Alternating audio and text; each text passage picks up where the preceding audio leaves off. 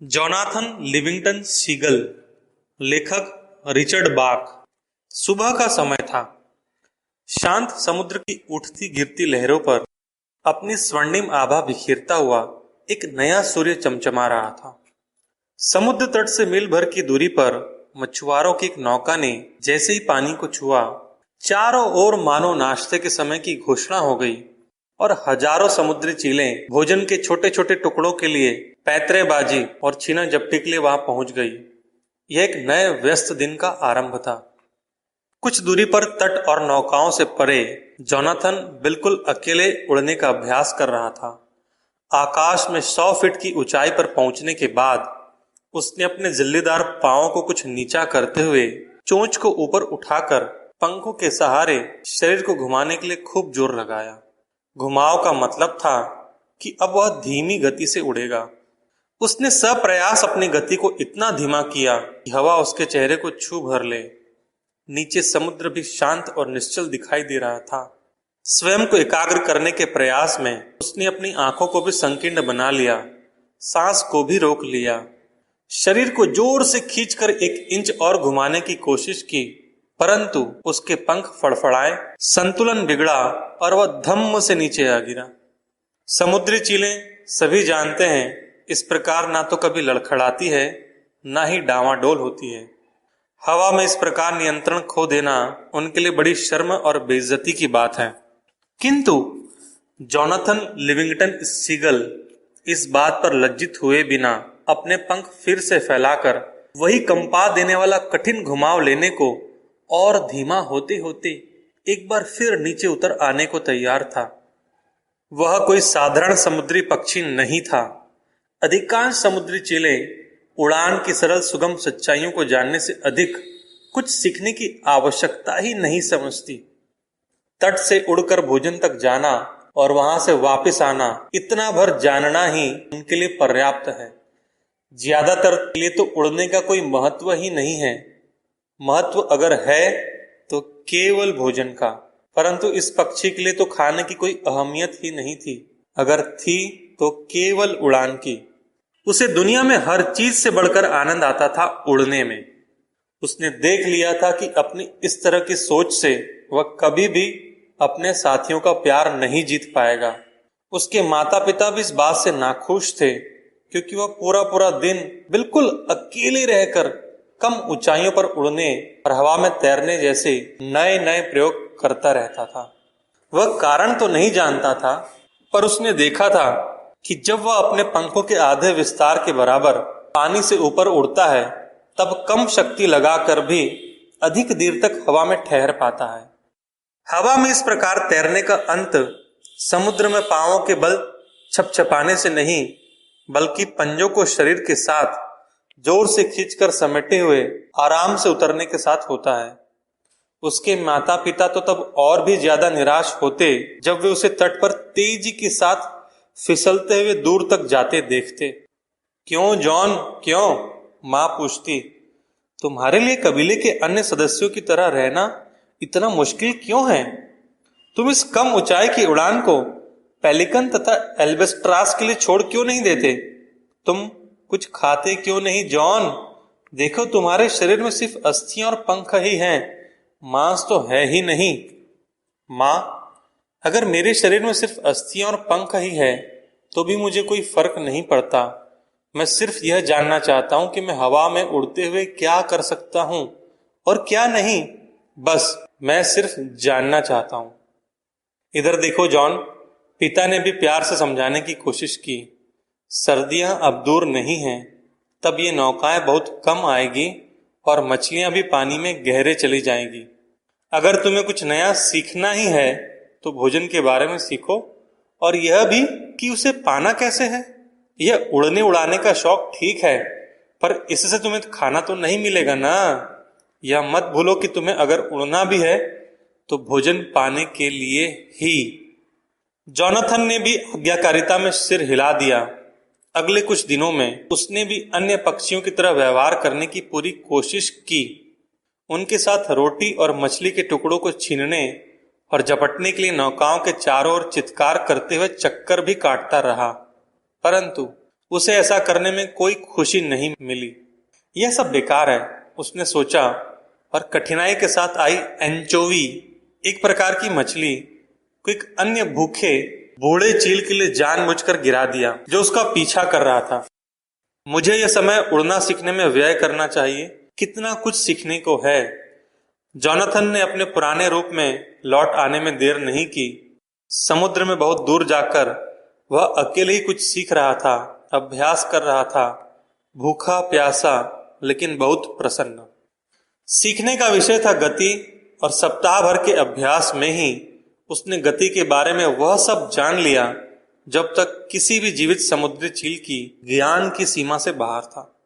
1000 feet की ऊंचाई से अपने डैनों को यथाशक्ति जोर से फड़फड़ाते हुए वह लहरों के बीच सीधा तेज गोता लगाता और देखता कि अन्य समुद्री चीलें लहरों में इस प्रकार गोता लगाते हुए क्यों नहीं घुस पाती।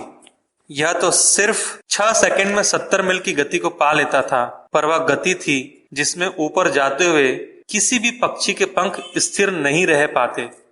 बार बार ऐसा होता रहा।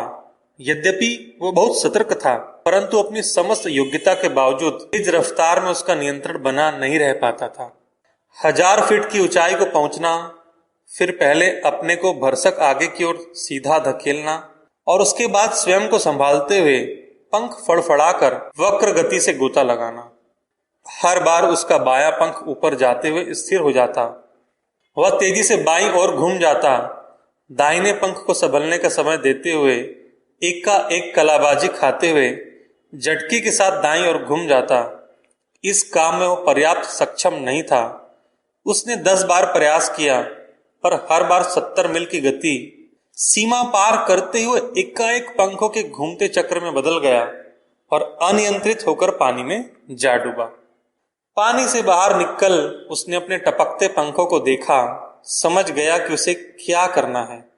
अपने पंखों को तेज गति में बिल्कुल स्थिर रखना, उसे फड़फड़ाते हुए 50 मील की गति तक लाना तथा स्थिर कर लेना, यही एकमात्र तरीका हो सकता है।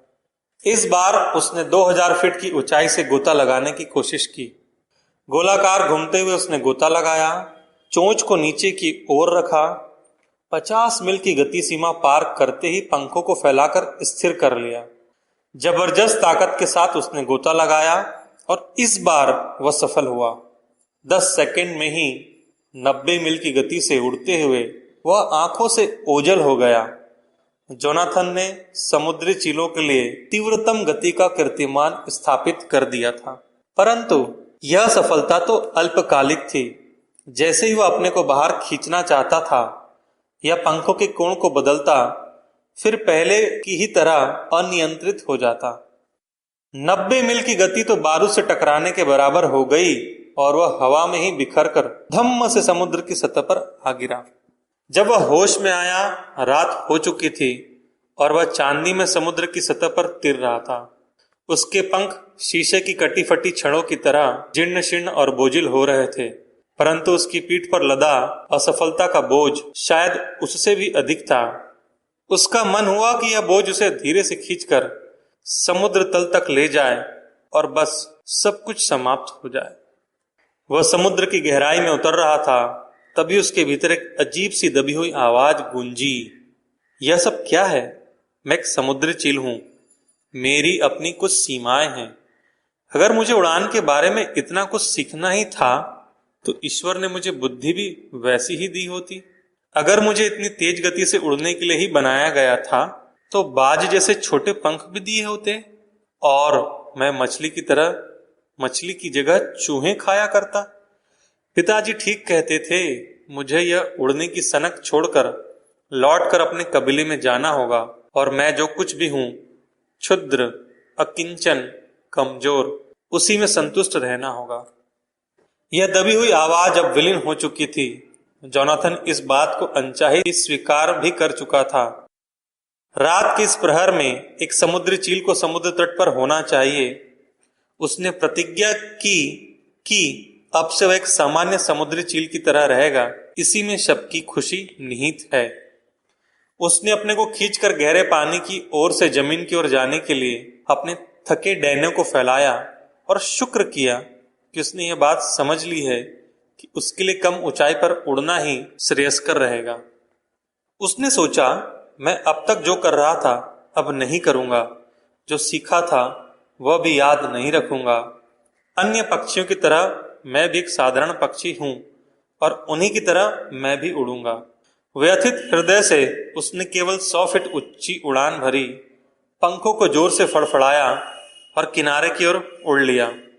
कबीले के अन्य साथियों की तरह बनने के उसके फैसले ने उसे राहत दी।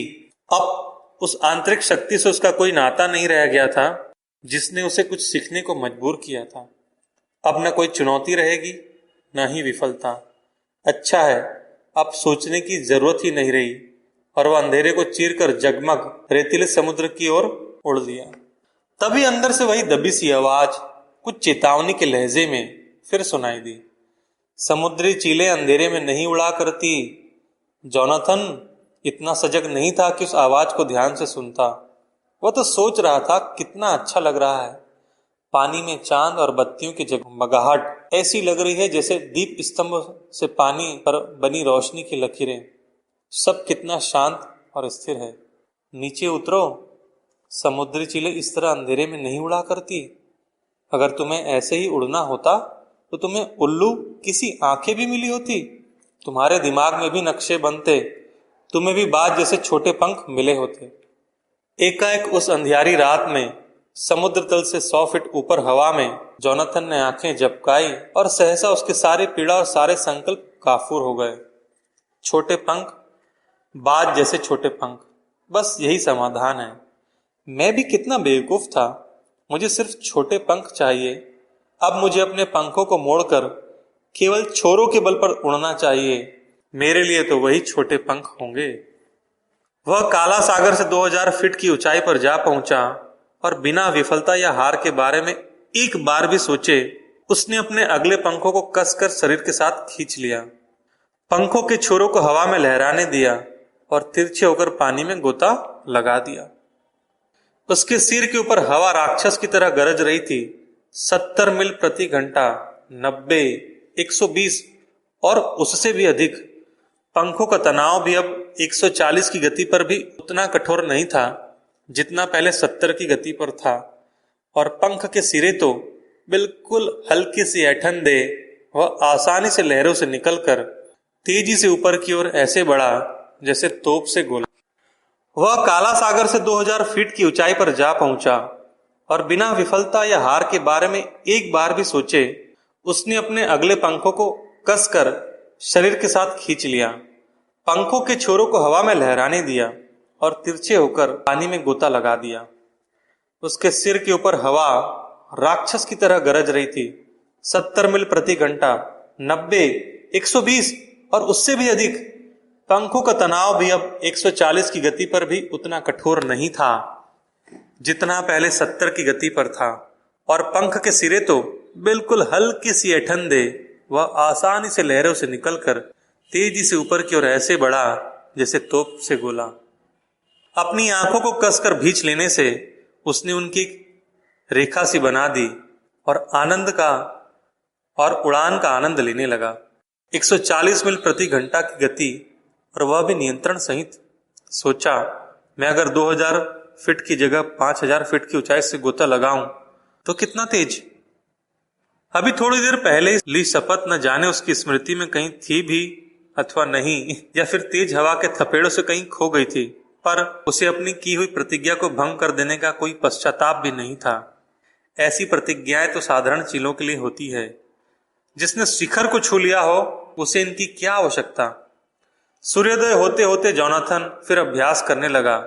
5000 फीट की ऊंचाई से मछुआरों की नौकाएं विशाल नीले समुद्र पर पड़े किसी निशान की तरह लग रही थी और नाश्ते के लिए जुटा चीलों का झुंड रजकणों से भले धूमिल जलद खंड की तरह लग रहा था जो निरंतर घोल घूम रहा हो। वह जीवित था, खुशी से कांपता हुआ और इस बात पर गर्व अनुभव करता हुआ कि उसने अपने मन के डर पर अंकुश लगा दिया है। फिर एकाएक उसने अपने अगले पंखों को समेटा, छोटे पंखों को फैलाया, पंखों के अग्रभाग को मोड़ा और समुद्र की ओर कूद पड़ा। जब वह 4000 फीट की ऊंचाई पर पहुंचा, उसकी गति अधिकतम सीमा पर पहुंच चुकी थी और हवा से टकराने की भयंकर आवाज ने और अधिक तेज उड़ना असंभव कर दिया। अब वह सीधा नीचे की ओर जा रहा था। 214 मील की गति से हवा की उस चोट को वह चुपचाप बर्दाश्त करता रहा, क्योंकि उसे मालूम था कि अगर इस गति पर उसने पंख खुल गए तो वह लाखों छोटे टुकड़ों में बिखर जाएगा। पर यह गति ही तो शक्ति थी, यही उसके लिए आनंद था और यही सौंदर्य। उसने 1000 फीट की ऊंचाई तक पहुंचते पहुंचते थोड़ा रोकने की कोशिश की, परंतु हवा के थपेड़े उसके पंखों पर प्रहार करने लगे और वह और भी गतिमान होकर उल्का की तरह तेजी से नीचे गिरने लगा, जिसके रास्ते में चीलों का झुंड अवरोध पैदा कर रहा था। वह अपने को रोक नहीं पा रहा था, यह भी नहीं समझ पा रहा था कि इस गति पर अपने को मोड़े भी तो कैसे। अगर उनसे टकरा जाए तो मृत्यु निश्चित है। उसने घबराकर आंखें मूंद ली। कुछ ऐसा ही हुआ उस दिन। सूर्योदय के तुरंत बाद जोनाथन सीधा चीलों के झुंड के मध्य आ गिरा। 240 मील की गति से नीचे आता हुआ, आंखें बंद किए हुए, हवा और पंखों के आपसी द्वंद्व से उठने वाली भीषण गर्जना के साथ। भाग्य ने पहली बार साथ दिया, कोई हताहत नहीं हुआ। इस वक्त तक उसने अपनी चोंच सीधे आसमान की ओर उठा ली थी और अब भी उसकी गति 160 मील प्रति घंटा बनी हुई थी। धीरे धीरे उसने गति को कम करने में सफलता पाई। अपने डैनों को फिर से फैलाया। नीचे नौका एक कण के समान छोटी दिखाई पड़ रही थी और ऊंचाई अब भी 4000 फीट थी। उसके मन में केवल विजय का ही विचार था। गति की अधिकतम सीमा समुद्री चिल और 214 मील प्रति घंटे की गति। उसने सेंध लगा ली थी, मार्ग खुल चुका था। कबीले के इतिहास का महानतम क्षण था यह, और इससे जोनाथन के लिए एक नया युग खुल गया था। वह पुनः अपने प्रिय स्थल पर जा पहुंचा, जहां वह अकेले अभ्यास किया करता था। अपने पंखों को फिर से समेटकर 8000 फीट की ऊंचाई से कूदकर वह गोता लगाने को तैयार था, यह देखने के लिए कि अपने को मोड़कर कैसे यह करतब कर सकता है। उसने यह देखा कि उसके एक डैने के छोर के छोटे पंख जब इंच के भी छोटे से भाग के बराबर अपने स्थान से हिल जाते हैं, तब जबरदस्त तेज गति से उड़ते हुए एक का एक मोड़ लेने पर उसे सहायता मिलती है। यह जान लेने से पूर्व उसने देखा था, उस गति से उड़ते समय एक से अधिक पंख को हिलाने का मतलब है गोली की तरह चक्कर खाना। इस प्रकार जोनाथन ने इस धरती पर किसी भी समुद्री चील द्वारा किया गया प्रथम हवाई करतब संपन्न किया। उस दिन उसने किसी भी अन्य पक्षी से बात करने में समय नहीं गंवाया। सारा दिन उड़ता रहा, सूर्य अस्त होने के बाद भी। उसे रास्ता मिल गया था। उसने उड़ान की कई बारीकियों को सीखा, समझा और उनका अभ्यास करता रहा। जब वह वापस आकर रेतीले तट पर बैठे अपने कबीले के सदस्यों से मिला, पूरी रात हो चुकी थी। वह बुरी तरह थका था और उसे नींद आ रही थी। फिर भी उतरते समय कुछ करतब करके दिखाया। पांव जमीन पर लगने से पूर्व उसने कलाबाजी खाई। सोचता था, जब सभी को पता चलेगा मैंने क्या नई खोज की है तो सब खुशी से पागल हो जाएंगे। जीवन में करने को कितना कुछ है, बस खाने के लिए नौका तक जाना और फिर वापस आ जाना। क्या घिसा पिटा तरीका है जीने का? इससे कहीं ऊपर है जीवन का मकसद। हम अपने अज्ञान के अंधेरे से बाहर निकलें तो पता चलेगा हम कितने विलक्षण जीव हैं, कितनी बुद्धि और कला है हमारे पास, हमें कितना कुछ करने की सामर्थ्य है। फिर हमें किसी का मोहताज नहीं होना होगा, हम स्वतंत्र होंगे, हम अभी उड़ना सीख सकते हैं। आने वाला साल उसकी आंखों के सामने खुशी के साथ जुमने नाचने लगे। जब वह नीचे उतरा, सारा कबीला आम सभा के लिए एकत्र था। स्पष्ट है, जब तक जोनाथन भीड़ में घिरा रहा, सब लोग उसके आने की प्रतीक्षा करते रहे। जोनाथन लिविंगस्टन सीगल, कबीले के मध्य आकर खड़े हो जाओ। वयोवृद्ध चील की आवाज औपचारिक लग रही थी। मध्य में खड़े होने का मतलब दोनों में से एक हो सकता था, या तो बहुत सम्मानजनक काम किया है या फिर शर्मनाक। सम्मान देने के लिए एकत्र होना तो शायद चीलों के अग्रणी सरदारों के लिए ही हुआ करता था। क्षण भर को उसे लगा शायद महान उपलब्धियों के लिए उसे सम्मानित किया जाना है। कुछ चीलों ने तो उसका कर्तव्य प्रभात काल में देखा था ना। पर मुझे तो कोई सम्मान नहीं चाहिए, न ही मैं कोई नेता बनना चाहता हूं। मैं तो सिर्फ अपनी नई खोज के बारे में आपको बताना चाहता हूं। यह बताना चाहता हूं कि हमारे लिए कितने नए क्षितिज खुल गए हैं। वह आगे बढ़ा। जोनाथन, तुमने जो शर्मनाक काम किया है उसके लिए अपने साथी चीलों के सामने आकर खड़े हो जाओ, बुजुर्ग चील ने कहा।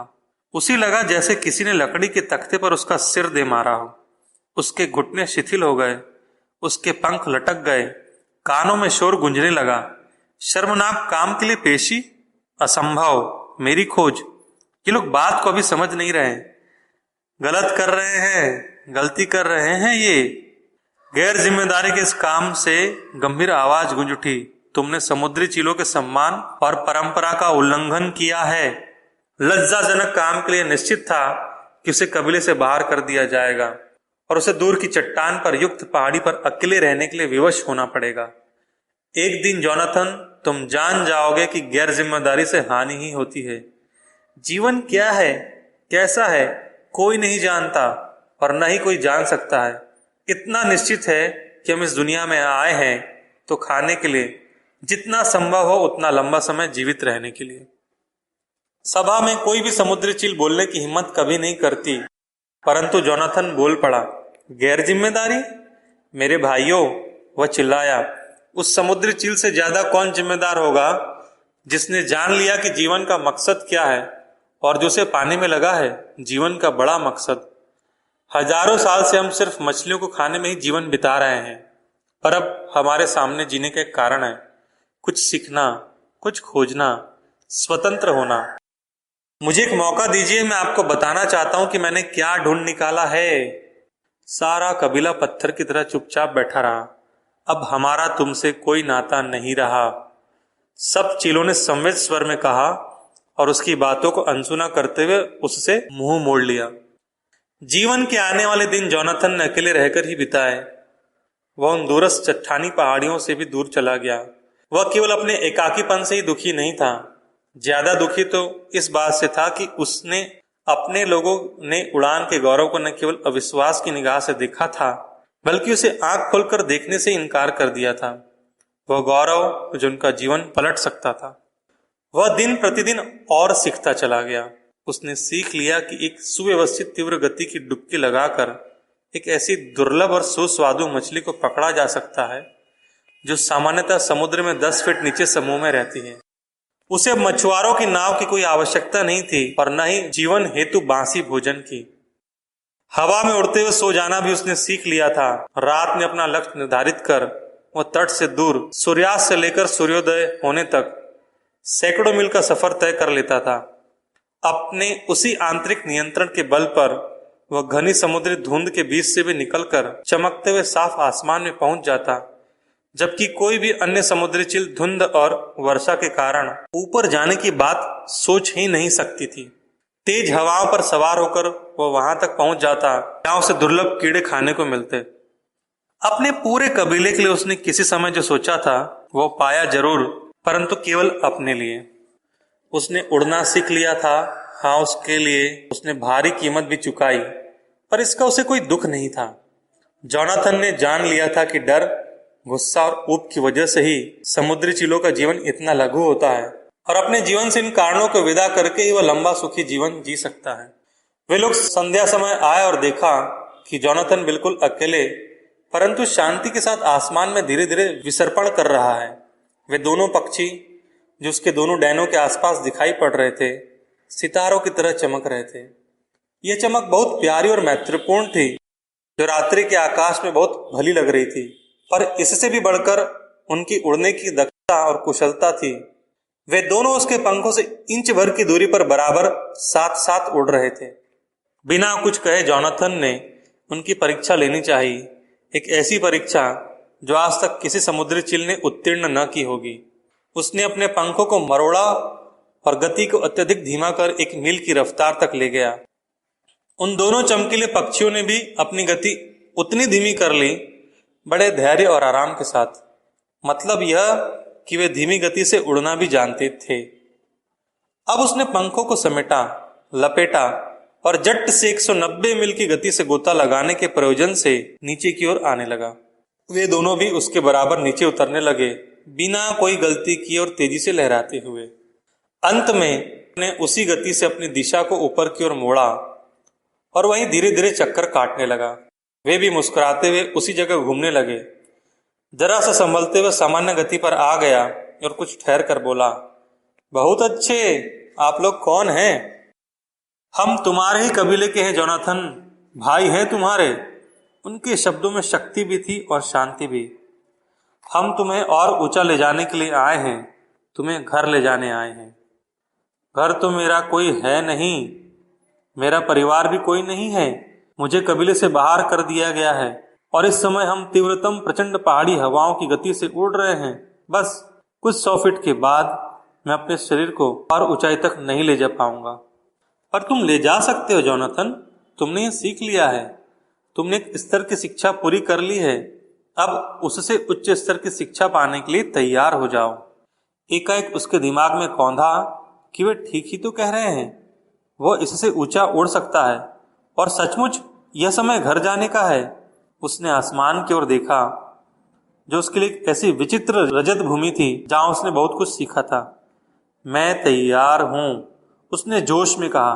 जोनाथन उन दोनों तारक सम चमकीले पक्षियों के साथ ऊपर की ओर उठने लगा तथा अंधकारमय आकाश की ऊंचाइयों में कहीं विलीन हो गया। तो यह है स्वर्ग, उसने सोचा और अपने आप पर मुस्कुरा उठा। अभी तो प्रवेश ही किया है, स्वर्ग का विश्लेषण करना अभी उचित न होगा। धरती से ऊपर आते समय जब वह इन दो चमकीले पक्षियों के साथ एक विशिष्ट रचना बनाते हुए बादलों से ऊपर उड़ रहा था, उसने देखा कि उसका अपना शरीर भी उन्हीं की तरह चमकीला होता चला जा रहा है। यह भी सच है कि उसकी सुनहरी आंखों के पीछे आज भी वही पुराना जोनाथन था जो हमेशा पीछे ही रहता था, परंतु उसका बाहरी रूप बदल चुका था। बाहर से तो उसका शरीर साधारण समुद्री चील जैसा ही जान पड़ता था, पर वह तो उस पुराने शरीर से कहीं बेहतर तरीके से उड़ान भर चुका था। वह सोच रहा था कि पहले से आधी शक्ति ही लगाकर मैं 2 गुनी गति से उड़ पा रहा हूँ। धरती के मेरे प्रदर्शन से यहाँ का प्रदर्शन 2 गुना बेहतर है। ऐसा क्यों? उसके पर चमकीले सफेद हो गए थे तथा पंख इतने चिकने मानो पॉलिश की हुई चांदी से बने हो। उसने खुशी खुशी उनके बारे में जानना शुरू किया तथा उनमें नई शक्ति भरनी चाहिए। 250 मील प्रति घंटे की रफ्तार पर उसे ऐसा लगा जैसे सामान्य सी बात है। 270 पर लगा जैसे वह यथाशक्ति पूरी तेज गति से उड़ रहा है, पर इससे पहले तो वह ऐसा न कर पाने पर निराश हो जाया करता था। इस नए शरीर के लिए भी तो कोई सीमा थी, हालांकि यह उसकी अधिकतम गति के कीर्तिमान से भी कहीं अधिक थी। यह भी कोई आसान काम नहीं था, पर उसे लगा स्वर्ग में तो किसी भी प्रकार की सीमा होनी ही नहीं चाहिए।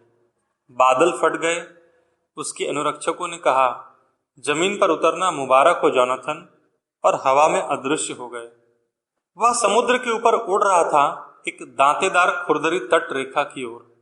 थोड़े से पक्षी पहाड़ की चोटी पर दिखाई दे रहे थे, कुछ अन्य उत्तर में क्षितिज की ओर उड़ रहे थे। नए दृश्य, नए विचार, नए सवाल। पक्षी इतने कम क्यों हैं? स्वर्ग में तो ढेरों पक्षी होने चाहिए, और यह अचानक मुझे थकान क्यों महसूस होने लगी? यहाँ तो पक्षियों को न थकना चाहिए न ही सोना। ऐसा उसने कहा सुना था। धरती पर बिताए जीवन की स्मृतियां धूमिल होने लगी थी। वहां उसने कुछ बहुत सीखा था, पर अब कुछ धुंधला सा याद आ रहा था। कुछ खाने के लिए झगड़ना, कुछ जाति से निष्कासित होना वगैरह।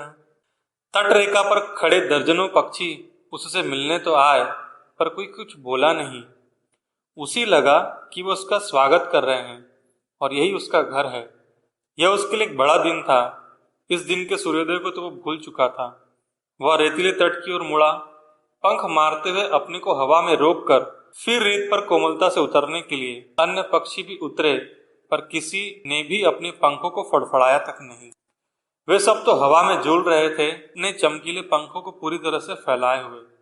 फिर न जाने कैसे उन्होंने अपने पंखों को मरोड़ा और तुरंत जमीन पर उतर आए। क्या विलक्षण नियंत्रण था! पर जोनाथन तो इतना थक गया था कि ऐसा करने की हिम्मत न जुटा सका। वहीं खड़े खड़े बिना कुछ कहे वह सो गया। आगामी कुछ दिनों में जोनाथन ने देखा कि यहाँ भी उड़ने से संबंधित इतना कुछ सीखने को है जितना उसके पिछले जीवन में था, पर दोनों में एक अंतर था। यहाँ के समुद्री चील उसी की तरह सोचते थे। उड़ान के क्षेत्र में सभी पराकाष्ठा को पाना चाहते थे और यही उन्हें सर्वाधिक प्रिय था। वे सभी इतने महान थे दिन ब दिन घंटों तक उड़ने का अभ्यास करते रहे और अपनी क्षमता का परीक्षण करते रहे। बहुत समय तक तो जोनाथन को याद भी नहीं आया कि वह किस दुनिया से यहाँ आया है। वह दुनिया जहाँ उसके समुदाय के पक्षी उड़ान से मिलने वाले आनंद के प्रति आंखें मूंदे रहते हैं, जहाँ वे अपने पंखों का उपयोग केवल भोजन ढूंढने, उसे पाने के लिए ही किया करते हैं, पर ऐसा यदा कदा ही होता था। एक दिन सुबह अपने प्रशिक्षक के साथ प्रशिक्षण के सेशन के बाद जब वह रेतीले तट पर विश्राम कर रहा था तो उसे यह याद आया। अपनी मुख्य भाषा में ही उसने पूछा, बाकी लोग कहाँ हैं सलीवन? अब तक वह अपने धरती के साथियों की चित्कार युक्त भाषा के स्थान पर यहाँ के वासियों की मुख्य भाषा से काफी परिचित हो चुका था। यहाँ और अधिक हमारे जैसे पक्षी क्यों नहीं हैं? क्यों? जहाँ से मैं आया हूँ वहां तो मैं जानता हूँ वहाँ हजारों पक्षी होते हैं। सलीवन ने सिर हिलाया। मेरे पास इस प्रश्न का एक ही उत्तर है जोनाथन, कि तुम लाखों में एक हो। हम में से अधिकांश यहाँ तक पहुंचने में बहुत वक्त लेते हैं। हम एक दुनिया से दूसरी दुनिया में गए जो लगभग ऐसी ही थी, परंतु भूल गए कि हम कहाँ से आए थे और यह भी कि हमें जाना कहाँ है। हम केवल वर्तमान को याद रखे रहे। क्या तुम्हें कुछ अनुमान है कि हमने कितने जीवन ऐसे ही बिताए होंगे जब हमें पहली बार यह विचार मिला कि जीवन का असली अर्थ सिर्फ खाना, लड़ना या अपने कबीले में शक्ति अर्जित करना ही नहीं है। 1000 जीवन जॉन, 10,000 जीवन, उसके बाद भी 100 जीवन और जब हमें पता लगा कि दक्षता या कुशलता भी कोई चीज है, 100 जीवन और जब हमें यह पता लगा कि जीवन का लक्ष्य है उस दक्षता को पाना और उसे आगे बढ़ाना। यह नियम आज भी उतना ही प्रभावी है।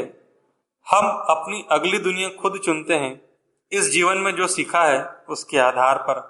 अगर कुछ नहीं सीखते तो अगला विश्व भी ऐसा ही होगा, वही सीमाएं होंगी, ऐसे ही बोझ जिन्हें हमें ढोना होगा।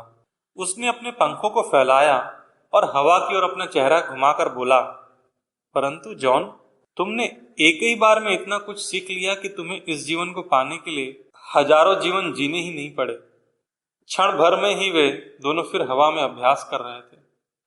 उड़ान की रचनाएं कठिन थी। एक का एक उसे अपनी उड़ान को कभी ऊपर कभी नीचे लाना पड़ रहा था। पंखों की ऐंठन को अचानक मोड़ देना होता था और मोड़ भी बिल्कुल वैसा जैसा उसका प्रशिक्षक स्वयं दे रहा था। सलीवन ने कहा, चलो एक बार फिर कोशिश करते हैं, और यह बात कई बार कही कि एक बार और कोशिश करते हैं। अंत में उसने कहा, अच्छा है, और उसके बाद वे लूप बनाना सीखने लगे। एक दिन शाम के समय कुछ पक्षी जो रात के समय नहीं उड़ा करते रेत पर खड़े कुछ सोच रहे थे। तभी जोनाथन ने हिम्मत जुटाई और वयोवृद्ध समुद्री चील, जिसके बारे में कहा जा रहा था कि वह शीघ्र इस दुनिया से आगे जाने वाला है, के पास गया। थोड़ा घबराते हुए उसने कहा, चियांग। उस वृद्ध पक्षी ने उसकी ओर प्यार से देखा। हाँ बेटे, अपनी बड़ी उम्र से वह शिथिल नहीं हुआ था, बल्कि उसकी शक्ति बढ़ गई थी। अपने समुदाय के किसी भी पक्षी से वह अब भी तेज उड़ सकता था, और वह सब करने में उसने दक्षता प्राप्त कर ली थी, जो अन्य पक्षी अभी केवल धीरे धीरे जानने का यत्न कर रहे थे। चियांग, यह दुनिया स्वर्ग नहीं है ना? वृद्ध पक्षी उस चांदनी में मुस्कुरा उठा। तुम कुछ और सीखना चाह रहे हो जोनाथन? यहाँ से आगे क्या है? हम कहाँ जा रहे हैं? क्या स्वर्ग नाम की कोई जगह नहीं है? नहीं जॉन, नहीं, ऐसी कोई जगह नहीं। स्वर्ग कोई विशिष्ट स्थान नहीं है, नहीं वह कोई विशेष समय है। अपने क्षेत्र में शिखर को पहुंच जाना ही स्वर्ग है। एक पल रुककर वह फिर बोला, तुम बहुत तेज उड़ते हो, है ना? मुझे तेज उड़ना बहुत अच्छा लगता है, बहुत मजा आता है उसमें, जोनाथन बोला। उस अनुभवी पक्षी ने बात परख ली थी, इस पर वह अचंभित भी था और गर्वित भी। तुम शीघ्र ही स्वर्ग को छूने लगोगे जोनाथन। जिस क्षण तुम तीव्रतम गति को पालोगे, स्वर्ग को भी पालोगे, और वह गति न तो 1000 मील प्रति घंटा है, न 10 लाख मील, न ही वह प्रकाश की गति है, क्योंकि कोई भी संख्या एक सीमा है और पराकाष्ठा की कोई सीमा नहीं हुआ करती। उस गति पर पहुंचना ही हमारा आदर्श है, वही स्वर्ग है। बिना कोई चेतावनी दिए चियांग अदृश्य हो गया और फिर 50 फीट की दूरी पर प्रकट हो गया, पलक झपकते ही। कुछ क्षण में वह फिर लुप्त हो गया और 1 सेकंड के भी 1000वें हिस्से में वह जॉन के कंधे पर जा पहुंचा। यह तो एक खेल है, उसने कहा। जोनाथन आश्चर्यचकित हो गया। स्वर्ग के बारे में तो पूछना भी वह भूल गया। आप इस तरह कैसे कर लेते हैं? ऐसा करना आपको कैसा लगता है? कितनी दूरी तक कैसे जा सकते हैं? तुम जहां चाहो वहां जा सकते हो और जब तक चाहो तब तक जा सकते हो। वृद्ध चिल ने कहा, मैं हर जगह और हर समय जहां तक मैं सोच सकता हूं जा चुका हूं। उसने समुद्र के उस पार निगाह दौड़ाई। कितनी हैरानी की बात है, यात्रा के लिए पूर्णता का तिरस्कार करने वाले पक्षी कहीं भी नहीं पहुंच पाते। जो पूर्णता को पाने में यात्रा को ताक पर रख देते हैं, वे कहीं भी पहुंच जाते हैं पल भर में। याद रखना जोनाथन, स्वर्ग कोई स्थान या समय नहीं, क्योंकि स्थान और समय तो निरर्थक है। स्वर्ग तो। क्या आप मुझे इस तरह से उड़ना सिखा सकते हैं? एक अपरिचित अनजाने मार्ग को तय करने के उत्साह में जोनाथन कांप रहा था। हाँ, क्यों नहीं, अगर तुम सीखना चाहो तो। हाँ, मैं चाहता हूं। हम कब शुरू कर सकते हैं? चाहो तो अभी, इसी क्षण से। मैं उस तरह उड़ना सीखना चाहता हूं, जोनाथन ने कहा, और उसकी आंखों में एक अद्भुत चमक आ गई। बताइए, मुझे क्या करना है? चियांग उस युवा पक्षी की ओर ध्यान से देखते हुए धीमे से बोला, विचार के समान तेज गति से उड़कर कहीं भी जाने के लिए तुम्हें सबसे पहले यह सोचने से आरंभ करना होगा, तुम वहां पहुंच चुके हो। चियांग के मतानुसार उसने जोनाथन को यह युक्ति इसलिए बताई थी ताकि वह अपने को एक सीमित शरीर के भीतर फंसा हुआ न समझे। ऐसा शरीर जिसके पंखों का विस्तार 42 इंच चौड़ा है या जिसके प्रदर्शन का नक्शा तैयार किया जा सकता है। इस युक्ति का आशय था कि वह यह जाने की उसकी मूल प्रवृत्ति जो इतनी पूर्ण है, जैसे एक अलिखित संख्या तुरंत कहीं भी पहुंच सकती है, स्थान या समय की सीमाओं से परे। जोनाथन ने बात गांठ बांध ली थी। दिन अनुदिन, अब सूर्योदय से पहले से लेकर मध्य रात्रि तक वह अभ्यास करता रहा और इस प्रयास में उसने अपना पंख तक नहीं लाया, एक ही स्थान पर खड़ा रहा। विश्वास को भूल जाओ, चियांग ने बार बार यह बात कही। तुम्हें उड़ने के लिए विश्वास की आवश्यकता नहीं थी, उड़ान को समझने की आवश्यकता थी। यह भी वही बात है। चलो फिर से कोशिश करो। फिर एक दिन जोनाथन समुद्र तट पर खड़े खड़े आंखें मूंदे अपनी चेतना को केंद्रित किए एकाएक एक झटके में यह जान गया कि चियांग उसे क्या समझा रहा था। हाँ, यह सत्य है, मैं एक पूर्ण सिद्ध सीमा रहित पक्षी हूं। उसे आनंद का एक झटका सा लगा। बहुत अच्छे, शाबाश, चियांग ने कहा। उसकी आवाज में विजय झलक रही थी। जोनाथन ने आंखें खोली। अब एक अनोखे अभिनव समुद्र पर अपने प्रशिक्षक के साथ खड़ा था, जहां से वृक्ष नीचे दिखाई पड़ रहे थे और 2 सूर्य सिर के ऊपर चमक रहे थे। अंततः तुम बात समझ ही गए, चियांग ने कहा, परंतु तुम्हें अपना नियंत्रण बेहतर बनाना होगा। जोनाथन स्तंभित था। पूछा, हम है कहां? इस विचित्र परिवेश से नितांत अप्रभावित चियांग ने उसके प्रश्न पर कुछ विशेष ध्यान नहीं दिया। हम उसी ग्रह पर हैं, परंतु साफ है कि यहाँ आकाश हरा है और सूर्य के स्थान पर 2 सितारे हैं। जोनाथन ने प्रसन्नता से चीखते हुए कहा, हाँ, ऐसा हो सकता है। धरती छोड़कर जाने के बाद वह पहली बार कुछ बोला था। हाँ, सचमुच ऐसा हो सकता है जॉन, चियांग ने कहा। ऐसा कभी भी हो सकता है, बशर्ते तुम्हें यह पता हो कि तुम क्या कर रहे हो। अब तुम्हारे नियंत्रण के बारे में बात करते हैं। जब वे लौटे, अंधेरा हो चुका था। अन्य समुद्री चीलों की सुनहरी आंखों में जोनाथन के प्रति विस्मय झलक रहा था, क्योंकि उन्होंने उसे एक ही स्थान पर खड़े खड़े बिना उड़े अदृश्य होते देखा था। उन लोगों की बधाई को स्वीकार करने के लिए उसने 1 मिनट भी नहीं लगाया। मैं यहाँ नया नया आया हूँ, बस अभी तो सीखना शुरू ही करना है। मुझे आपसे बहुत कुछ सीखना है। मुझे आश्चर्य है जॉन, सलीवन जो पास में ही खड़ा था ने कहा, तुम्हारे अंदर सीखने के प्रति कोई डर नहीं है। पिछले 10,000 सालों में यह चीज मैंने किसी समुद्री चील में नहीं देखी। सारा झुंड अवाक था और जोनाथन घबराहट के मारे बेचैन हो रहा था। अब हम समय पर काम करेंगे यदि तुम चाहो तो, चियांग ने कहा। तब तक जब तक तुम भूत और भविष्य के परे न पहुंच जाओ, उसके बाद तुम अपनी शिक्षा के सर्वाधिक कठिन, सशक्त और प्रिय भाग को सीखना शुरू कर सकोगे। तब तुम करुणा और प्रेम के अर्थ को जानने के लिए पूरी तरह तैयार हो जाओगे। 1 महीना बीत गया। या फिर ऐसा लगा कि 1 महीना बीत गया है और जोनाथन ने बहुत जबरदस्त गति से सीखना जारी रखा। वह हमेशा से हर बात जल्दी ही सीख लेता था, साधारण अनुभवों से भी। फिर अब तो यह वह च्यां का विशेष शिष्य था। हर बात को तुरंत आत्मसात कर लेता, मानो कंप्यूटर हो।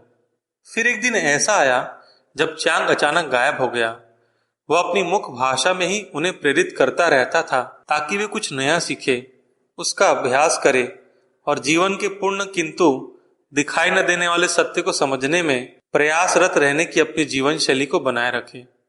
अब जैसे ही वह बोला, उसके पंख चमकीले होते चले गए और इतने अधिक चमकदार हो गए कि कोई भी पक्षी उनकी ओर देख नहीं पा रहा था।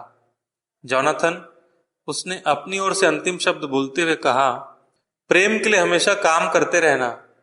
जब वे फिर से दिखने लायक हुए, च्यां वहां से अदृश्य हो चुका था। जैसे जैसे दिन बीतने लगे, जोनाथन को धरती बार बार याद आने लगी जहां से वह आया था।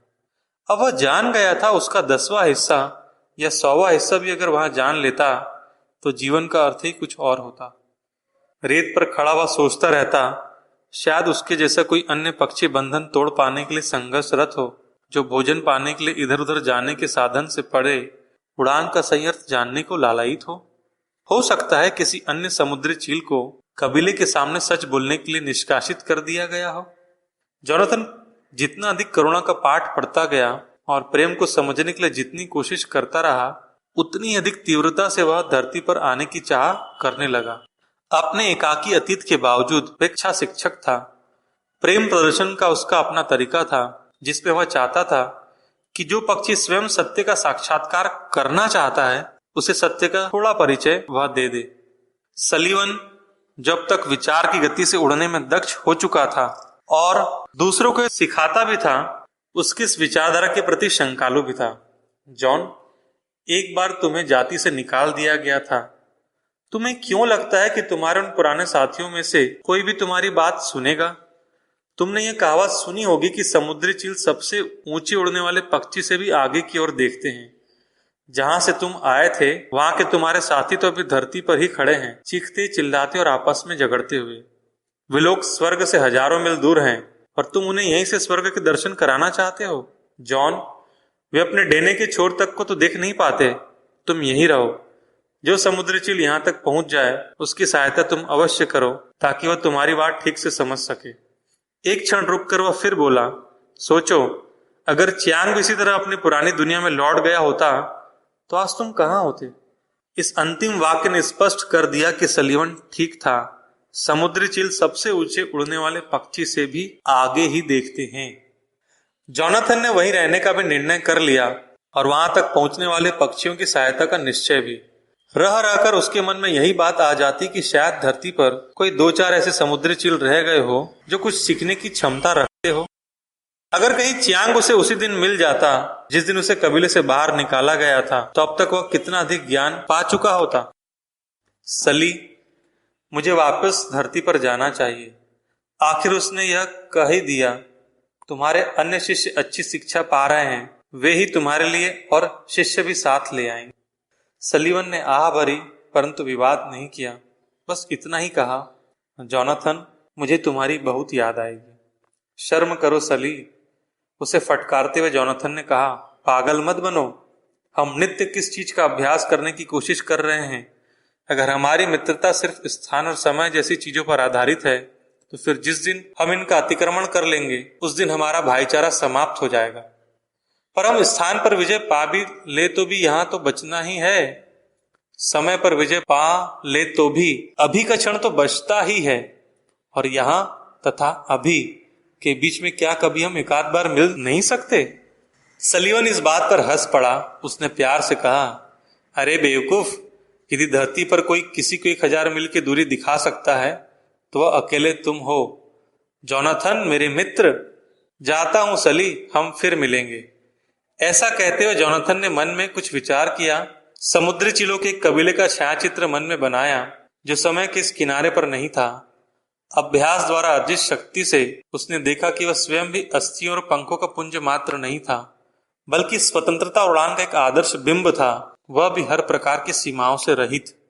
फ्लेचर लिंड सीगल अभी काफी छोटा था, पर वह पहले से जानता था कि आज तक किसी भी समुद्री चील के साथ उसी के समुदाय के लोगों ने कभी इतना कठोर और निर्मम व्यवहार नहीं किया था और न ही इतना अन्याय। मुझे उनके कुछ भी कहने की कोई परवाह नहीं, ऐसा सोचते हुए वह उग्र हो उठा। वह दूर की चट्टानी पहाड़ियों की ओर इतना तेजी से उड़ चला कि उसकी दृष्टि धुंधली हो उठी। क्या महज एक स्थान से दूसरे स्थान तक जाने के लिए पंख फड़फड़ाना ही उड़ना कहलाता है? यह काम तो मच्छर ही कर सकता है। बस अपने वयोवृद्ध के चारों तरफ गोल गोल चक्कर काटो, नहीं तो जाति से निष्कासन। इन्हें दिखाई नहीं देता क्या ये लोग उस गौरव के बारे में सोच भी नहीं सकते जो हमें सचमुच ऊंची उड़ान भरने पर मिल सकता है? मुझे कोई परवाह नहीं कि वे लोग क्या सोचते हैं। मैं उन्हें दिखाऊंगा उड़ना क्या होता है। नियमों को तोड़ डालूंगा अगर वे मुझसे यही चाहते हैं तो, और देखना एक दिन में पछताएंगे। ये विचार वैसे तो उसके दिमाग में उठ रहे थे, परंतु उन्होंने उसे इस कदर चौंका दिया कि वह हवा में डगमगा और लड़खड़ा गया। उन पर इतना नाराज मत हो फ्लेचर सिगल, तुम्हें जाति से निष्कासित कर कबीले ने अपना ही नुकसान किया है। एक दिन वह यह जान भी जाएंगे और उस दिन वे भी वही देखेंगे जो तुम आज देख रहे हो। उन्हें क्षमा कर दो और सच्चाई समझने में उनकी मदद करो। उसके दाएं देने के छोर से मात्र 1 इंच की दूरी पर दुनिया का सबसे चमकीला सफेद पक्षी उड़ रहा था। बड़े आराम से बगैर एक भी पंख हिलाए वह फ्लेचर की अधिकतम गति के काफी करीब उड़ रहा था। यह देखकर उस युवा पक्षी के मन में हलचल मच गई। ये क्या हो रहा है? क्या मैं पागल हो गया हूं? क्या मैं जीवित नहीं हूं? ये सब क्या है? उसके अंतर्मन में एक धीमी किंतु शांत आवाज उठी और उससे प्रश्न करने लगी, फ्लेचर लिंड सिगल, क्या तुम सचमुच उड़ना चाहते हो? हाँ, मैं उड़ना चाहता हूँ। फ्लेचर लिंड सिगल, क्या तुम इतना उड़ना चाहते हो कि एक दिन अपने कबीले के लोगों को क्षमा कर दोगे, सीखोगे और फिर एक दिन उनके पास जाकर उन्हें सिखाने के लिए भी काम करोगे? अपने हृदय व अहम पर चोट सहकर भी फ्लेचर इस महान पक्षी के सामने झूठ न बोल सका। उसने धीरे से कहा, हाँ करूंगा। तो फिर फ्लेचर, उस चमकीले प्राणी ने बहुत कोमल स्वर में उससे कहा, आओ सीधी उड़ान से शुरू करते हैं। जोनाथन दूर की चट्टानी पहाड़ी के चारों ओर धीमी गति से चक्कर काटता रहा और देखता रहा। यह अशिष्ट युवा फ्लेचर गल लगभग पूर्ण शिष्य था। वह सशक्त था, शरीर से हल्का और हवा में फुर्तीला, पर सबसे महत्वपूर्ण बात तो यह थी कि उसके भीतर उड़ना सीखने की ज्वाला थी। एक पल में ही वह गोता खाकर 150 मील की रफ्तार से तेजी के साथ अपने गुरु के करीब आ पहुंचा। अचानक फिर एक बार कोशिश करने के लिए उसने अपने को धीमी तिरछी गति से लुढ़कना शुरू किया और साथ साथ 16 तक की गिनती गिनना भी। 8, 9, 10।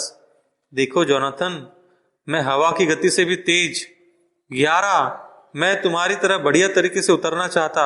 12, पर आह, टकरा ना जाऊं, नहीं होगा। 13, आखिरी 3 संख्याएं, इनके बिना 14। आह आह आह आह। फ्लेचर का ऊपर जाकर इस तरह हार जाना उसे सहन नहीं हुआ। अपनी विफलता पर वह आग बबूला उठा। वह लुढ़का और बुरी तरह चक्कर खाते हुए अंत में संभला, पर फिर भी हाँफते हुए गुरु से 100 फीट नीचे की ओर जा गिरा। जोनाथन, तुम मेरे लिए क्यों समय बर्बाद कर रहे हो? मैं नालायक हूं, बेवकूफ हूं, बार बार कोशिश करता हूं फिर भी सफल नहीं होता। जोनाथन ने सिर हिलाते हुए उसे देखा और कहा, हाँ, इस तरह तो तुम सचमुच सफल नहीं होगे। तुम्हें अपने को रोकते समय इतना सख्त नहीं होना होगा। फ्लेचर, तुमने तो प्रवेश के समय ही 40 मील प्रति घंटे की गति खो दी। तुम्हें अपने को आराम से रोकना होगा। याद रखना, अपने को दृढ़ परंतु मृदु रखना होगा। नीचे उतरकर वह युवा समुद्री चील के पास आया और बोला, अब हम मिलकर कोशिश करते हैं। अपने को रोकना कैसे है इस बात पर ध्यान दो। यह बिल्कुल बाधा रहित और आसान होना चाहिए। 3 महीने बीतते न बीतते जोनाथन के पास ऐसे ही 6 शिष्य और आ गए। सभी कबीले से निष्कासित होकर आए थे, पर सभी उड़ान का आनंद लेने के लिए, उड़ान के इस नए अद्भुत तरीके को जानने के लिए उत्सुक थे। वे सभी बढ़िया प्रदर्शन का अभ्यास आसानी से कर सकते थे, पर इसका कारण नहीं जानना चाहते थे। सच तो यह है कि हम में से हर एक महान समुद्री चील होने का विचार है, असीम आजादी का एक विचार। जोनाथन रेतीले तट पर खड़े होकर रोज शाम को उन्हें यह बताया करता, और बहुत सटीक उड़ान अपनी नैसर्गिक प्रकृति की ओर उठाया गया एक कदम है। हमें उन सब चीजों की ओर अपने रास्ते से हटाना है जो हमें बांधती है। इसलिए तीव्र गति उड़ान का अभ्यास धीमी गति की उड़ान का अभ्यास, ये कलाबाजियां। दिन भर की उड़ान से थके उसके शिष्य ये सब सुनते सुनते सो जाते। उन्हें अभ्यास करना अच्छा लगता था क्योंकि उसमें गति थी, उत्तेजना थी और उनकी उस क्षुधा को शांत करने की क्षमता थी जो हर पाठ के बाद उनके अंदर बढ़ती जाती थी। पर उनमें से एक भी फ्लेचर लिंड भी इस बात पर विश्वास नहीं कर पा रहा था कि वैचारिक उड़ान भी हवा और पंखों की उड़ान की तरह कभी वास्तविक हो सकती है। जोनाथन कहा करता था, तुम्हारा पूरा शरीर एक डेने के छोर से लेकर दूसरे डेने के छोर तक तुम्हारे विचार के अतिरिक्त और कुछ नहीं है, वह केवल दिखता है। अपने विचार पर से बंधन हटा लो तो शरीर के सभी बंधन टूट जाएंगे। उसका यह सब कहना उन्हें कहानी की तरह सुहाना लगता और वे और भी गहरी नींद में सो जाते। महीने भर के बाद जोनाथन ने उनसे कहा कि अब अपने परिवार में लौटने का समय आ गया है, हम जाने को तैयार नहीं हैं। हेनरी केल्विन ने कहा, हमारा वहां कौन स्वागत करेगा, हम तो पहले ही निष्कासित किए जा चुके हैं। हम जबरदस्ती तो वहां नहीं जा सकते जहां हमें कोई देखना भी नहीं चाहता, ठीक है ना? हम जहां जाना चाहे जाने के लिए स्वतंत्र है। हम जैसे भी हैं वैसे ही होने को भी आजाद हैं। यह जोनाथन का उत्तर था। वह रेस से उड़ा और पूर्व की ओर मुड़ गया जहां उनके कबीले का अपना मैदान था। शिष्यों के मन को चोट पहुंची। नियमानुसार एक बार कबीले से निष्कासित होने पर कोई वापिस नहीं आता था। यह नियम पिछले 10,000 साल में एक बार भी नहीं टूटा था। नियम कहता था रुक जाओ और जोनाथन कहता था चलो, और अब तक तो वह मील भर आगे भी निकल चुका था। अगर वे लोग और प्रतीक्षा करते तो वह अकेला ही अपने शत्रु बन चुके कबीले के बीच पहुंच गया होता। अब तो हम कबीले का हिस्सा ही नहीं है, तो क्यों उसके नियम का पालन करें? क्यों, ठीक है ना? फ्लेचर ने आत्मबोध के साथ कहा, वैसे भी अगर वहां लड़ाई होती है तो यहाँ रहने से तो वहां जाना ही बेहतर होगा। हम जोनाथन की कुछ मदद कर सकेंगे। अतएव उस दिन वे पश्चिम दिशा से उड़े, जड़े हुए दो हीरो जैसी रचना बनाकर पंखों को लगभग एक दूसरे के ऊपर रखे हुए सब लोग कबीले के सभा स्थल पर आ पहुंचे 135 मील की रफ्तार से। जोनाथन नेतृत्व कर रहा था। फ्लेचर उसके दाएं डैने के साथ साथ हेनरी केल्विन उसके बाएं डैने के बराबर बराबर चलने का प्रयास करता हुआ यह पूरी रचना धीरे धीरे दाहिनी ओर की ओर पलटी, मानो एक ही पक्षी उड़ रहा हो, कभी सीधे कभी औंधे। ऊपर से हवा की चोट खाते वे उड़ते चले गए। उन्हें देखते ही कबीले में फैली कर्कश चित्कार एकाएक थम गई, मानो ऊपर की ओर से आती पक्षियों की रचना कोई बड़ी छुरी हो। 8,000 समुद्री चिलों की अपलक निगाहें उस पर टिकी थी। एक एक करके आठों ऊपर की ओर उड़कर लूप बनाते हुए धीमी गति से दूर रेत पर जाकर आराम से उतरकर खड़े हो गए। जोनाथन ने इस उड़ान में हुई गलतियों के बारे में उन्हें इस तरह बताना शुरू किया जैसे रोज ऐसा ही होता हो। सबसे पहले तो मैं यह बता दूं कि आप सभी ने एकत्र होने में थोड़ी देर कर दी, उसने एक विकृत मुस्कान के साथ कहा। सारे कबीले में मानो बिजली दौड़ गई हो। यह सब चिले तो निष्कासित है, फिर यहाँ वापस कैसे? ऐसा कैसे हो सकता है? फ्लेचर की लड़ाई होने की भविष्यवाणी तो उन चिलों में फैली खलबली में ही कहीं विलीन हो गई। निष्कासित भले ही हो, मगर इस धरती पर उन्होंने इस तरह उड़ना कहाँ सीखा? कुछ नवयुवा समुद्री चिलों ने कहा। वयोवृद्ध समुद्री चिल का यह आदेश कि इन लोगों की ओर ध्यान मत दो। घंटे भर में कबीले भर में पहुंच पाया। जो भी पक्षी उनसे बात करेगा वह भी निष्कासित कर दिया जाएगा। जो उन्हें देखेगा वह भी कबीले के नियमों का उल्लंघन करने वाला माना जाएगा। उन स्लेटी रंग वाले पक्षियों ने तुरंत जोनाथन की तरफ पीठ कर ली, पर उसने उधर देखा तक नहीं। उसने अपने शिष्यों को वहीं पर शिक्षा देना जारी रखा और पहली बार उन्हें अपनी भरपूर शक्ति दिखाने के लिए दबाव डाला। मार्टिन गल! उसके चिल्लाने की आवाज सारे आकाश में गूंज गई। तुम कहते हो तुम्हें कम ऊंचाई पर उड़ना आता है? जब तक तुम इसका प्रमाण नहीं देते हम कैसे मान लें? इसलिए उड़कर दिखाओ। बेचारा कम बोलने वाला मार्टिन विलियम गल अपने शिक्षक के क्रोध से हड़बड़ा गया और धीमी गति से कलाबाजियां खाते हुए अपने को ही विस्मित करने लगा। हल्की सी हवा में भी वह अपने पंखों को मरोड़कर बिना एक बार भी अपने डैने को फड़फड़ाए नीचे से ऊपर और ऊपर से नीचे तक आराम से उड़ सकता था। उसी की तरह चार्ल्स रोलैंड गल 24,000 फीट ऊंचे विशाल माउंटेन विंड तक उड़ा और फिर नीचे आया, विस्मित पर प्रसन्न, इस निश्चय के साथ कि वह कल और भी अधिक ऊंचा उड़ेगा। फ्लेचर सीगल, जो कलाबाजी में सर्वश्रेष्ठ था, ने भी अपना 16 पॉइंट का तिरछा धीमा चक्कर खाना करके दिखाया। उसके पंखों से टकराकर सूर्य की रोशनी रेतीले तट पर पड़ी थी, जहां से असंख्य आंखें चोरी चोरी उन्हें देख रही थी। जोनाथन हर समय अपने शिष्यों के साथ रहा, कभी समझाते हुए, कभी सलाह देते हुए, कभी दबाव डालते हुए और कभी नया तरीका बताते हुए। वो उनके साथ रात में, बादलों में, तूफान में भी खुद उड़ता, आनंद लेता, जबकि नीचे झुंड के बीच उसके कुछ साथी अभी भी बुरी तरह धक्का मुक्की कर रहे थे। उड़ान का प्रदर्शन समाप्त हो जाने पर शिष्य रेतीली तट पर विश्राम करने लगे और जोनाथन की बातें ध्यान से सुनने लगे। उसने बहुत सी ऐसी बातें कही जो वे समझ ही नहीं पाए, पर कुछ वे अवश्य समझ सके। धीरे धीरे रात में उसके शिष्यों ने वृत्त के चारों ओर एक और वृत्त बन गया था। यह उन समुद्री चिलों का था जो घंटों तक चुपचाप उनकी बातें सुनते रहते, जो एक दूसरे को न तो दिखना चाहते थे, न ही देखना, और प्रभात होने से पहले अदृश्य हो जाते। महीने भर के बाद कबीले में से पहला पक्षी रेखा लांग कर इधर आया और उसने उड़ना सीखने की इच्छा प्रकट की। बस उसका यह चाहना ही टेरेंस लॉवेल गल का अपराध हो गया। उसकी निंदा हुई, कबीले से निकाला गया और इस तरह जोनाथन को अपना 8वां शिष्य मिला। अगली रात कबीले से एक अन्य समुद्री चिल कर्क मेनार्ड गल लड़खड़ाते हुए, अपने बाएं डने को घसीटते हुए रेत के बड़े हिस्से को पार कर जोनाथन के पांव पर आ गिरा। धीमी आवाज में उसने कहा, मेरी सहायता करो। उसकी आवाज से ऐसा लगा जैसे वह अभी मरने ही वाला है। मैं कुछ और नहीं चाहता, बस उड़ना चाहता हूं। आओ मेरे साथ आओ, जोनाथन बोला।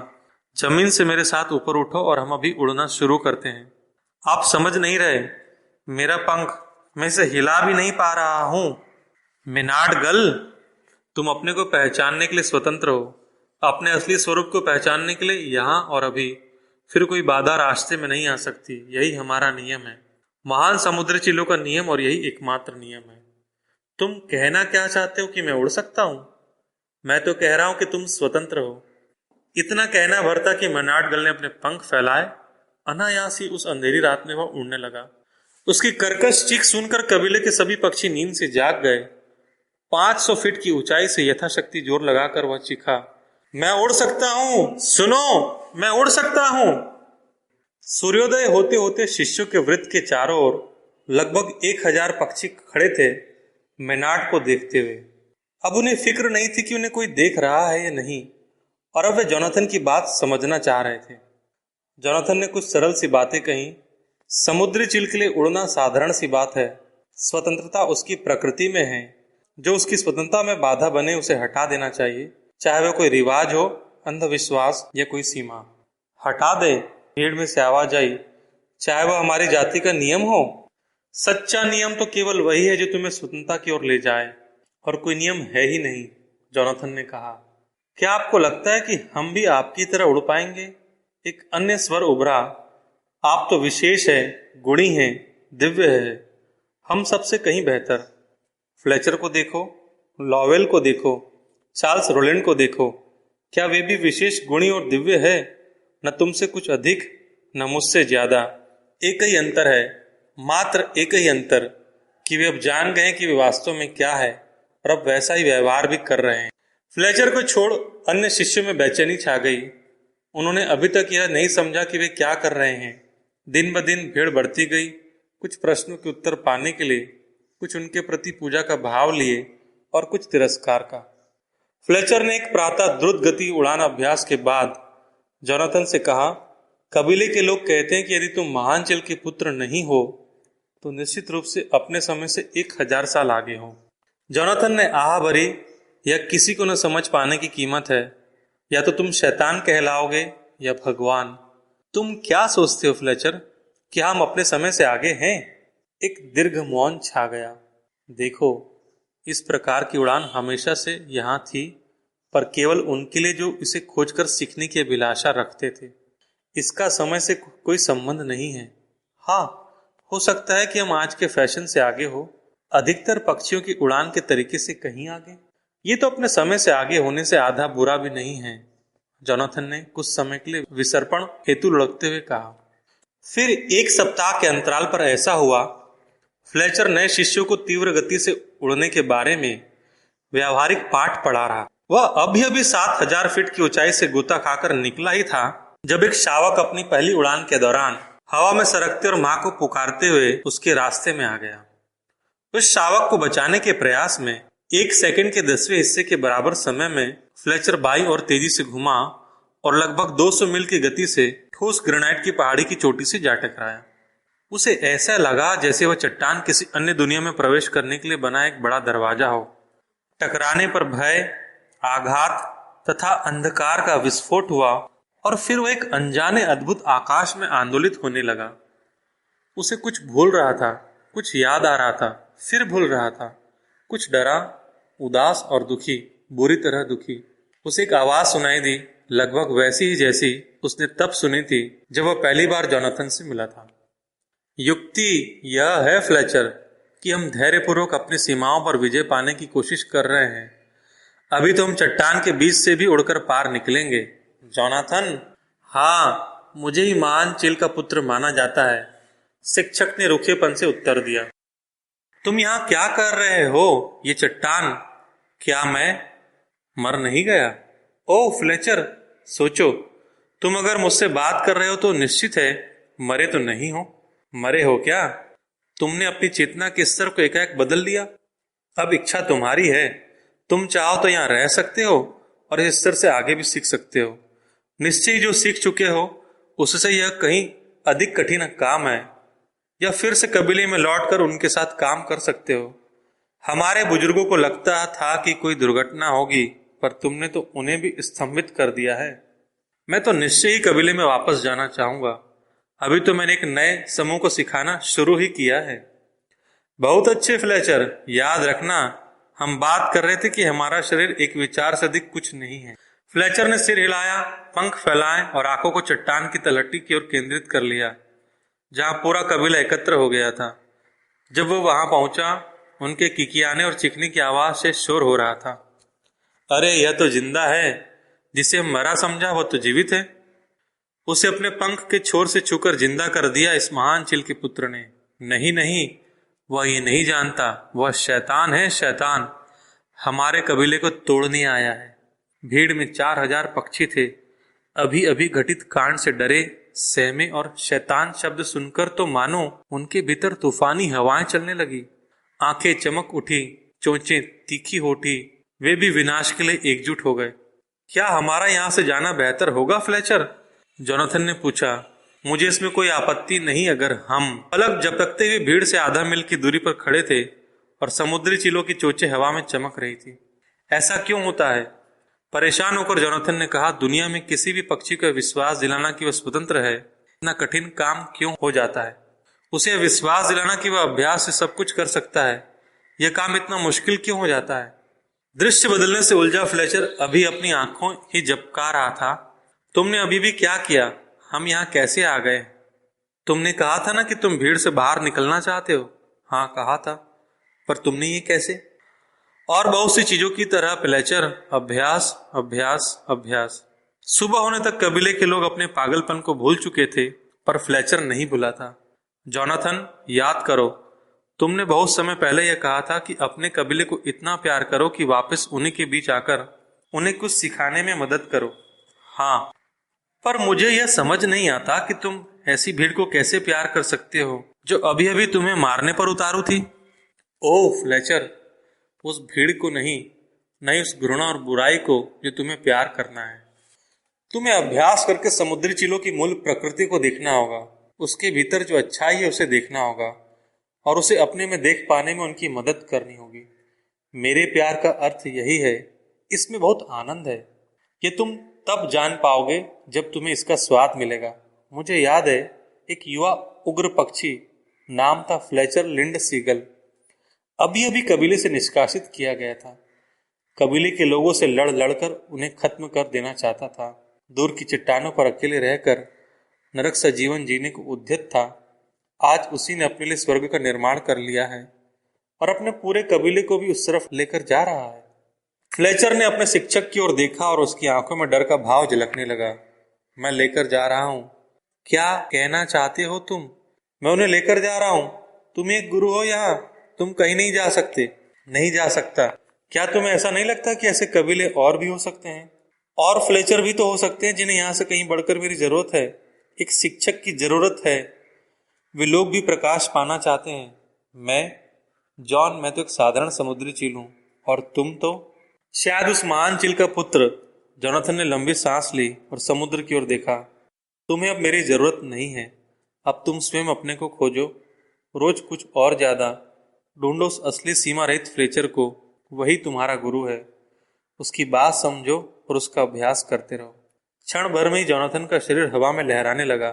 पहले चमकता रहा, फिर पारदर्शी हो गया। उन सबको मेरे बारे में बेकार की अफवाहें मत फैलाना दो। मुझे ईश्वर न समझ लेना। अच्छा फ्लेचर, मैं केवल एक पक्षी हूं। मुझे उड़ना अच्छा लगता है, शायद।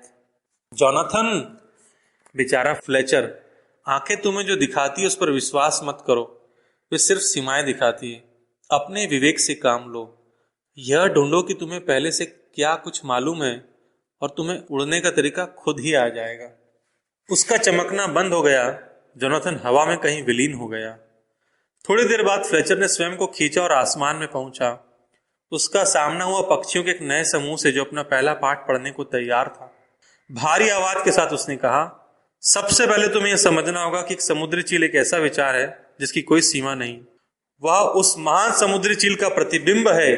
तुम्हारे पंख एक छोर से दूसरे छोर तक पूरा शरीर केवल एक विचार मात्र है, और कुछ नहीं।